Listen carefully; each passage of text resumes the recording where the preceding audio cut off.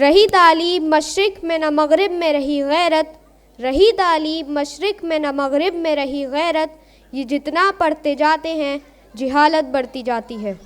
Education is more than acquiring knowledge. It's about building character and understanding our purpose in life. May I call upon Aksa to come here and deliver a speech on the aims and objectives of education. Assalamu alaikum. Once a British asked Swami Vivekananda, "Why don't you wear good clothes and look like a gentleman?" With a smile on face, Swami Vivekananda replied, "In your culture, a tailor makes a gentleman, but in our culture, character makes a gentleman." I stand here today to put across my views about the aims and objectives of education. Millions of parents wake their children up early in the morning and send them to school, hoping to see them become doctors, engineers, IAS officers, and so on. Their expectations put a lot of pressure on the children that during the course of education, the students tend to forget the real purpose of education.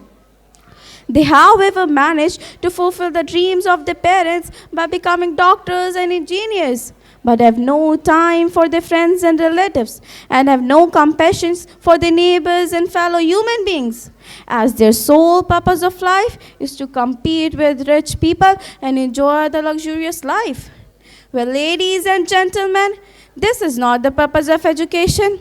Ladies and gentlemen, education system today has lots of objectives. It has become commercial. It has gone to the hands of moneyed people as they can impress general people by providing infrastructure and ambience to them. Such people should know that buildings do not make an institution. It's the teachers who make institutions. Let me take this opportunity to remind you that Mother Teresa did not have any classrooms. She did not have any infrastructure. She did not even have a blackboard. The only tool she had was her love for children. Ladies and gentlemen, educated is not a person who graduates from a reputed university and hands over his parents to old age home when they need their children to be at their beck and call.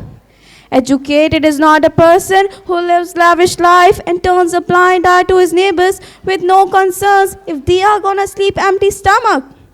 Educated is not a person whose name is followed by the list of degrees, but he uses abusive language and threatens people through his influence. Ladies and gentlemen, educated is the person who may even give up his job if required and turn to his parents to serve them when they are bedridden and need proper care.